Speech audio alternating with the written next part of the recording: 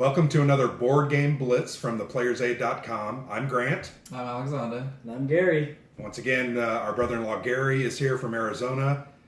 We've been playing games all week. It's been a great time. So tonight, we actually played, this is my 11th play of this game. Yeah, we played it a lot. We played it a lot. It's been fun. We played Not Alone from Stronghold Games, and it's designed by Ghislaine Masson. It's a really neat asymmetric card game designed to be played in 30 minutes. One player plays an alien creature, and the other from one to six players can play as stranded astronauts on a fictitious planet, and this alien is trying to hunt those that survived a crash landing. And what happens is there are 10 locations where the players can travel to. The reason the players travel to those locations is those locations grant special powers, like being able to play two cards the next time, or picking cards back up. Getting more cards from the new cards. extra locations. I can't remember what that part is called. But you're trying to travel around those locations, and what the alien is trying to do is go to those locations and catch us. So what happens, the game works, the team, the humans, place a hidden location down, then the alien chooses the locations that he wants to go to, or the location, places a token there, then we reveal. If we reveal a card where he chose to go, we lose what's called a will, represented by a red cube. If you lose 3 of those, you die, and he gains extra assimilation points to kill us and get rid of us. It's an action, kind of like action selection, but it's location selection. When you use that card, you then flip it over. It's in your discard. The alien can then kind of survey the table and say, oh, Alexander has these 2 locations he played. Grant has these 2. They can't go there, so I'm not going to worry about going there. The more cards you play, the more the alien knows exactly where you have to go next time. You're like, you may be down to 1 or 2 locations, and it's a lot easier for him to then choose between just a couple of locations. Yeah. Early on in the game, also, there are 5 locations where the players can go to. Only 5 locations. As we recruit or explore new locations and get new additional cards, we can actually have up to 10 locations so it becomes much more difficult for the alien. But then the alien gains new powers throughout the game as well. Right. They have a deck of cards, and it's their Hunt plan cards. to often gain the capacity to do more or to hurt the players more. To limit their abilities. Right. Or to go to multiple locations. And then, probably the last third of the game, they gain like an extra token, so they can put down 2 things, and kind of, it's not as powerful as the second one, but it allows them to do a bit more on the board as well. So overall, very quick playing. Like I said, asymmetric card game. I had fun being the alien tonight. Gary was the alien. I think that's your third time? Second time being the alien. I think I've been the alien 3 times. Alexander it's better than once. Our other brother-in-law, Brum, I think was the alien 3 or 4 times, and he destroyed us. He really did a great job. But so you can see as we've played the game 11 times, we actually like it quite a bit. It's fun, quick, but there's a lot of strategy, a lot of hidden information, and I like that because it's about guessing and deduction. Not social deduction, but deducing where players have gone, where they can go, and I really like that. So, Alexander, what did you like about the game? I'm a huge fan of bluffing in games. Love it, almost any game that has any kind of bluffing, I will love at least that aspect of that game. Right. And this is that almost on steroids, because you're trying to bluff someone who's actively hunting you. So you're like, I swear I'm not going over there. And then you're like, I'm going over here. But really, you're going. Yeah. And this is a game that rewards playing with the same group over and over and over again. We played 11 times. Yeah. And because you learn tendencies. The meta gaming in this is unbelievably funny. Yeah. Because you're like, okay, I want to do this, but that's too obvious, so I'm going to do the unobvious thing. And then you do the obvious play. But then that's the one that they think that I'm going to do, so I'm going to go back to the obvious. Yeah. It's just fantastic. I love that struggle. It's real. Bluffing is really fun. I just love doing that in games. Now I also like the bluffing, but I will say my play style, I don't like to bluff a lot or say a lot, because I feel like when I talk more, I'm like going to get caught. So I just kind of play my card and often look away or seem uninterested because the choosing of that card. It is. It's like, so hard. I know he's gonna go there. Yeah. So I'm gonna go here, but he knows that I'm gonna go there. It's like that Right. choice of picking like one of the 3 cards you can play out of your hand. You're like, it's so stressful. Which is awesome. I have never played a game that has an element of stress quite like this, where you really do feel like stress. there's a creature trying to eat you and you're running for your life, and it's just a card game. And really, even on the flip side, as the creature, there's a lot of stress. Oh my goodness. You're very stressed when you go a round or two without catching someone. You feel like you're not doing a good job, but sometimes it's just luck. But yeah, that stress is real. That tension is real, palpable, tension in the air, and you can feel it for 30 minutes. Especially early in the game as the alien, where you have like 1 token to do one thing, and it just feels so important. You're like, and on the flip side of that, early in the game when there's only 5 locations, that's the stressful because it's a lot easier to catch people. It's a very lot tight easier game almost all the time. Yeah. That's what's really cool about it. And the alien starts off with these hunt cards, so he's already got an extra advantage in round 1 where the astronauts don't. Well, we have the survival card. Oh, that's we true. each draw one survival card, but I'll be honest, several of these are very situational. Yeah. Whereas I think the aliens are a little more generic, where they can be used a lot. These are very situational. One of our favorite is Smokescreen. You play it and you flip all your cards over that are you flip visible. this card pile over. So you've really got to be quick about it. You're like, boop, before he starts looking at your cards and you flip them over. We did it that game where I think it helped save us that one round. But those are neat. That's the asymmetric part. And I'll tell you what, those hunt cards, when they come up in the wrong order for us as players, it is devastating.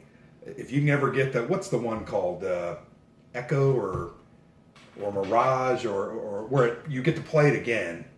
Yeah. That one is such a devastating card. Flashback. So there's one card where you can literally play the most recently played hunt card. And I'll tell you what, you did that very well. You cut off 3 or 4 sites, and then the next turn you cut them off again. Right, at the end of the game, which you needed they've got tons of options.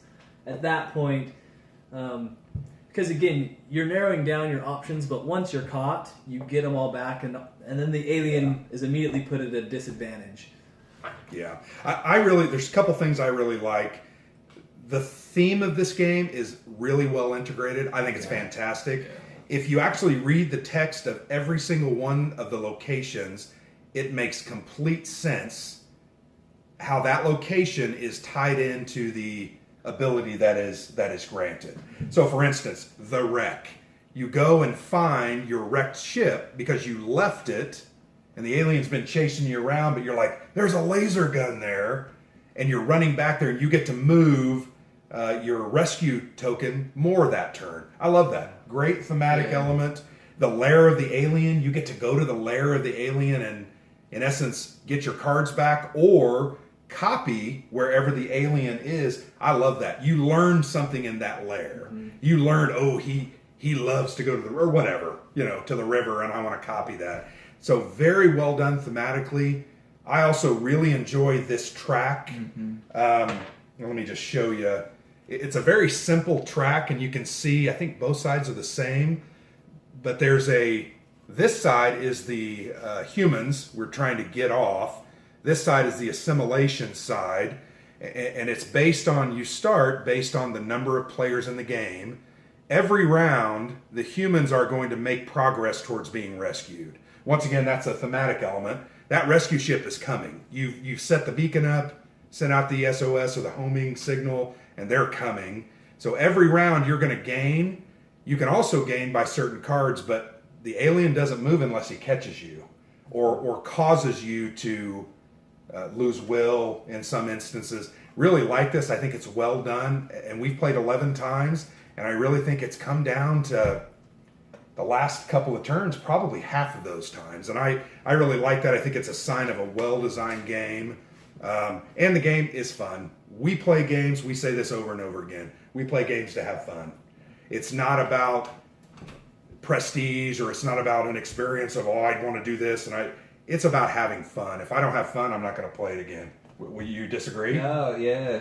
We play only for fun and not to win. Absolutely. Were you making a face has at to me? say that because he doesn't win very often. If I don't win, I don't have fun. No, that's not. But That's no, my dad. I love to win. I don't think that's a secret.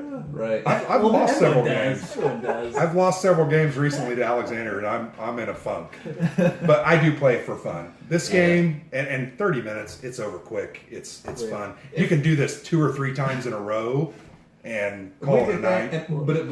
Doesn't get boring. No. It does not get boring doing that. Because it's so different. And every if you time. ever felt like you were getting bored, you switch and become the alien. You're playing a different game all of a sudden. Wildly You're different, looking at completely different things, different strategy. And first time I was the alien, I got rocked. I wasn't having fun. I think everyone else was because they were dominating. But it was because I had to learn. You had to learn how the creature worked. Yeah. And I remember my first time. It was hard. You guys rocked me. And it's just, you did really well on your first time. You almost. That's because I had seen it done 6 or 7 times, Right. though. And I was That's like, true. "Oh, I should do this, maybe." But Well, we've been glowing on this game. So, Alexander, what's maybe something you'd like to see done differently or changed, or something you didn't like? I don't know if there is a thing I don't like about this game. Because it's small, it is solid, and it fits its niche, right? It is 30 minutes. If it was any longer, we'd all have high blood pressure. Right.